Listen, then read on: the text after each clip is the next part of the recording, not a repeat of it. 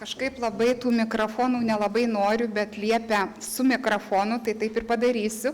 Dar kartą noriu pasveikinti visus pas mus bibliotekoje. Šiandien aš įsivaizduoju, kad visų be galo nuostabi, pakili nuotaika po vakarykštės istorinės pergalės. Ir rytoj, aš manau, ta nuotaika tikrai nesubjurgs, lietuviai tikrai bus nenugalimi. O šiandieną emocijos irgi liesis laisvai, kadangi mūsų pietų pertrauka bus kitokia, ji bus labai labai soti, bet soti ne maistu, bet emocijomis, vaizdais, bendravimu tarpusavy. Kadangi šiandien pas mus svečiuose Ruklos pabėgėlių priėmimo centras su savo paroda Asmenybė ir jos istorija atsispindinti portrete. Smagu, kad bibliotekai buvo galimybė prisiliesti vos truputėlį prie tarptautinio fotografų projekto pagalba portretų. Aš galvoju, kad geri darbai tikrai puošia, šviesina, gerina pasaulį ir geri darbai keičia ne tik pasaulį, bet keičia ir mus pačius. Ir kiek mes duosim kitiems vienaip ar kitaip, tikrai grąža bus ir mums. Tad darykime gerus darbus, o šiandien gražių emocijų.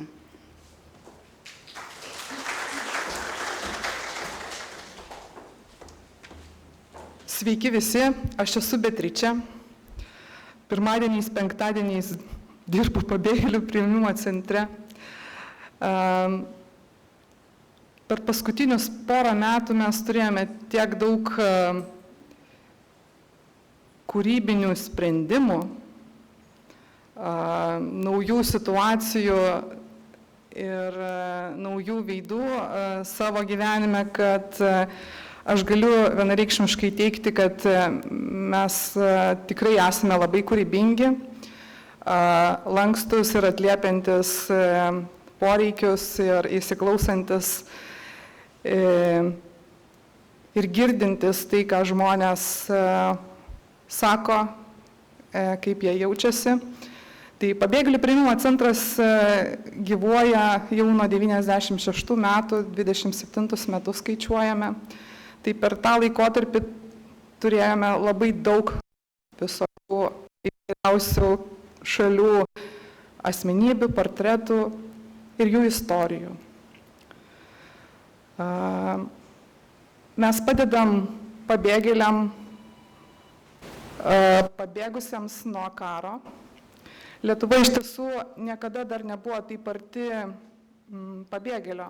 Tai parodė pernai metų Ukrainos situacija, visa visuomenė, bendruomenė atsivėrė pabėgėliams ir mes priemame juos savo namuose, savo darbovietėse. Mūsų darbovietėje taip pat ir dirba ukrainiečiai, dirba pabėgėliai ir jie tampa pilnateisiais visuomenės nariais. Taip, jiems kyla iššūkių, reikia mokytis, reikia atrasti, reikia suprasti kultūrą, žmonės. Labiausiai, kuo džiaugiuosi ir tikrai didžiuojuosi, tai pabėgėlių priėmimo centro komanda. Tai yra superinė komanda, kuri ateina į pagalbą ir ieško sprendimų. Tai ta komanda tokia spalvinga ir tokia unikali, kad mes ir atradome savo komandai tą daigelį, kurio dėka ir išsivystė šita mintis ir gimė šitas projektas. Tai pirmiausia, noriu tikrai padėkoti Robertui, plojimai tau.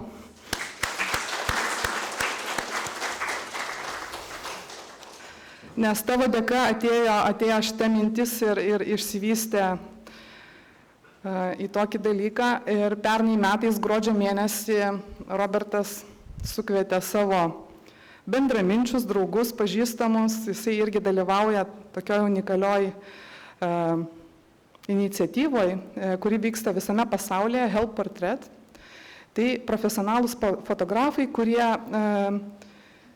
fotografuoja tų žmonių portretus, kurie negali sau leisti. Kadangi pabėgėlių priėmimo centre buvo tikrai gausybė žmonių su jautriom gyvenimo istorijom ir buvo atliepta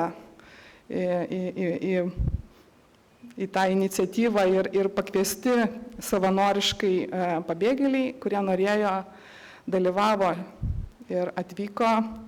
Tai profesionalūs fotografai tikrai visą sekmadienį plušėjo nuo ryto iki vakaro. Atvyko ir makiažo specialistė, kuri truputėlį papuoštų moteris ir sugarbiniuotų galbūt ir plaukus, kad tas portretas atrodytų tikrai mielas. Ir tų profesionalų dėka gimė portretai, kuriuos galėsite išvysti bibliotekoje visą mėnesį, rugsėjo mėnesį. Iš tiesų pradedame parodų ciklą nuo savo gimtojo rajono, kur mes esame įsikūrę. Labai dėkoju Skirmutei, kad mūsų įsileido ir kad turime galimybę bendradarbiauti. Tai tokia ir yra istorija, kad mes patys žmonės kūrėme istoriją ir kūrėme aplinką aplinkui ir kaip Skirmutė ir sakė, kad nuo mūsų pačių priklauso, kaip toliau rutuliosis visas gyvenimas ir visa istorija. Antrame aukšte pakilus jūs pamatysite tos portretus. Aš noriu tiesiog truputėlį papasakoti apie kiekvieną portretą. Čia matote moterį su 4 mergaitėm. Jie atvyko iš Irano. Ji buvo ir su vyru, bet išsiskyrė, liko viena su mergaitėmis.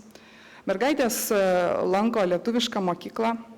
Dabar šita šeima persikėlė gyventi į Vilnių. Moteris dirba kepykloje. Mergaitės puikiai kalba lietuviškai. Portretai yra tikrai unikalūs iš įvairių šalių. Turime nuostabią moterį, kuri atvyko iš Kongo 21 metų lapkričio mėnesį. Gimė Lietuvoje jos dukra. Šiuo metu ta moteris gyvena vis dar su dukra pas mus centre ir mes padedam jai įsitvirtinti ir atrasti darbą, kad galėtų pragyventi. Šis vyras irakietis, taip pat gyveno Rukloje beveik 2 metus. Sėkmingai kūrėsi Lietuvoje, dabar dirba ir gyvena Kaune. Išmoko puikiausiai kalbėti gyvendamas pas mus Rukloje lietuviškai. Dirba kirpėjų ir barzdaskučių. Viskas puikiai sekasi.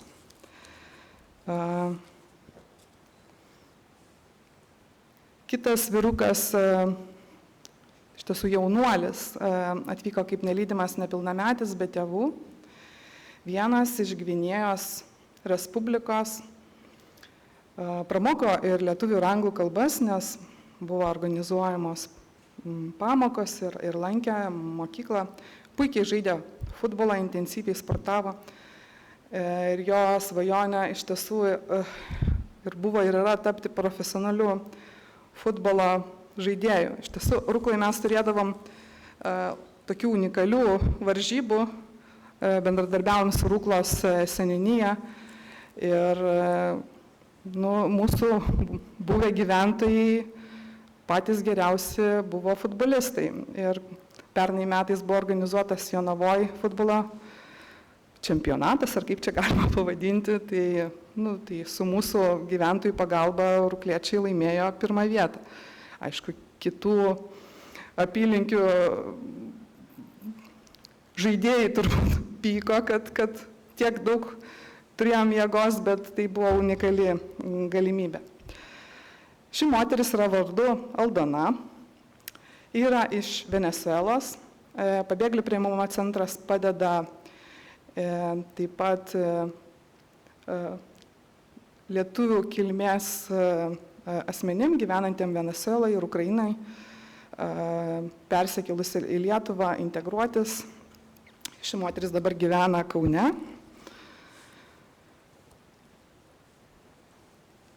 Kita moteris yra iš Rusijos.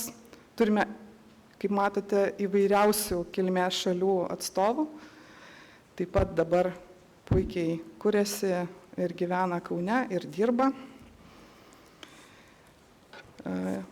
Tikiuosi, kad pamenat tokią istoriją, kad Lietuva priėmė apie 200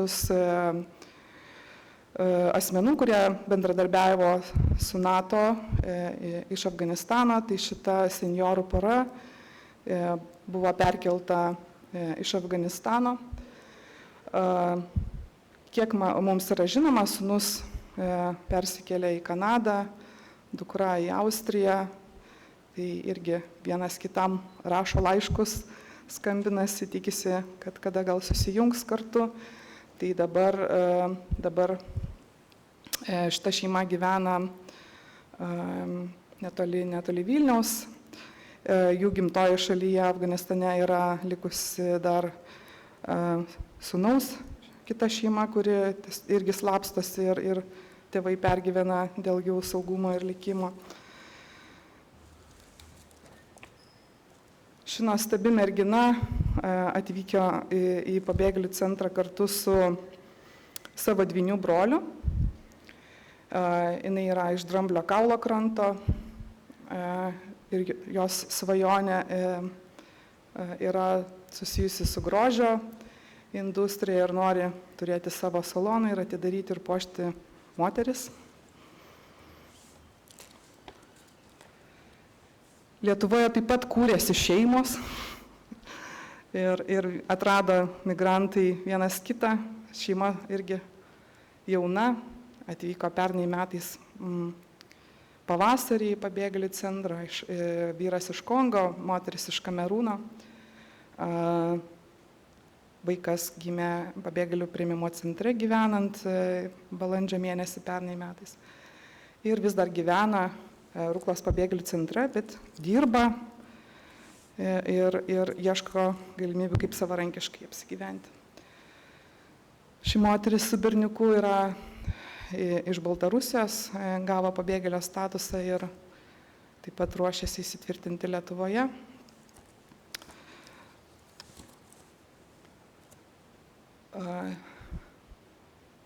Vieniša mama iš Gvinėjos su dukra.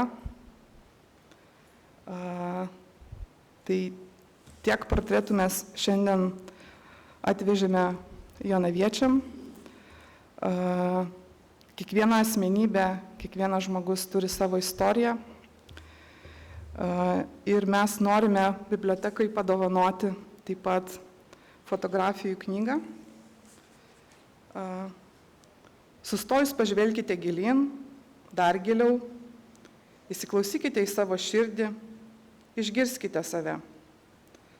Atverkite savo rankas ir apglėpite tą, kuris ar kuri yra šalia. Apkabinkite, pastovėkite tylėdami. Nusišypsokite vieni kitiems ir atraskite pažinimo džiaugsmą.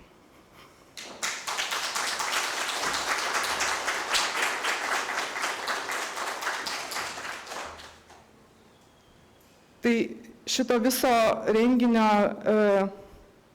nebūtų be mūsų profesionalų partnerių, tai labai kviečiu Darių ir Simoną papasakoti, kaip jums sekėsi. Labadiena, mano vardas Darius, labai dėkoju Beatričiai, kad taip viską smulkmeniškai papasakojo apie tos žmonės, apie tos portretus ir pats net stebiuosi, kiek gali daug viena nuotrauka, kiek gali pasakyti vienas portretas. Tai aš toks daugiau techniškas žmogus, tai jums pasakosiu šito projekto istoriją, kaip jis atsirado.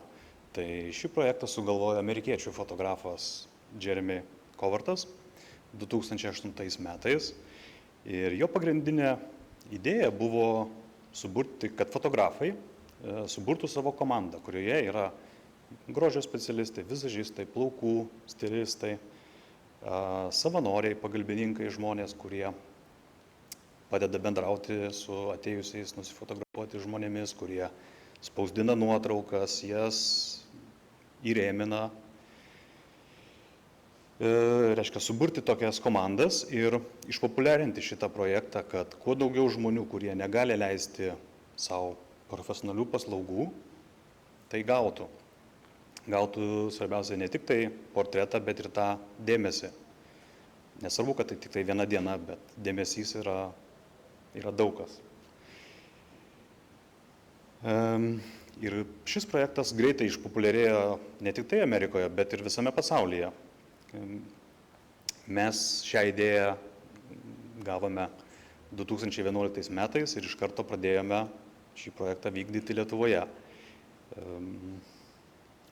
Ir kiekvienais metais atrandame žmonių, organizacijų, kurie noriai mus priima, kurie įsitraukia taip pat į šią veiklą ir padeda. Iš tikrųjų, šiame rajone mes nebe pirmą kartą. Jonavos mieste buvome 2013 metais ir Šveicarijos kaime buvom 2014 metais. Tai nežinia, kur šiemet būsim, bet stengiamės įtraukti kuo daugiau žmonių, kuo daugiau komandų, kad projektą garsinti. O apie emocijas ir apie nuotaikas papasakos mano kolega Simonas. Kaip Simonai sekėsi? Sekėsi gerai, aš trumpai pasakysiu, esmė kokia didžiausia buvo, ta prasme, matyti žmonių veidus, kai pamato žmonės save nuotraukoje, ta prasme, buvo, čia mūsų varikliukas greičiausiai, ta prasme, nes žmonės tiesiog nustebę, baisiausiai buvo, save tokiom sąlygom matyti, ta prasme, ir tikrai labai, kaip matėt, galbūt ar matysit kokybiškos nuotraukos, ta prasme, unikalios ir fainos. Tai tiek iš manęs. Taip, ir tas padovanotas portretas iš tikrųjų labai ir pakelia ir žmogaus pasitikėjimą savimi, savivertę. Jie pamato save visai kitų kampų ir kitam amplua. Mums labai patiko. Ačiū.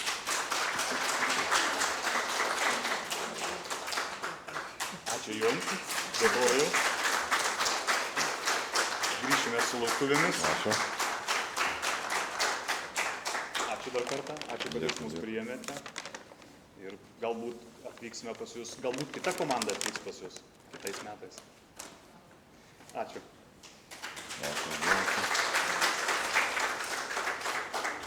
Tai turėjome idėją iš Roberto, turėjome profesionalių fotografų atvykusių į mūsų centrą, bet turėjome ir centre savanorių, tai tikrai noriu padėkoti Egliai, kad prisidėjo ir Laurai.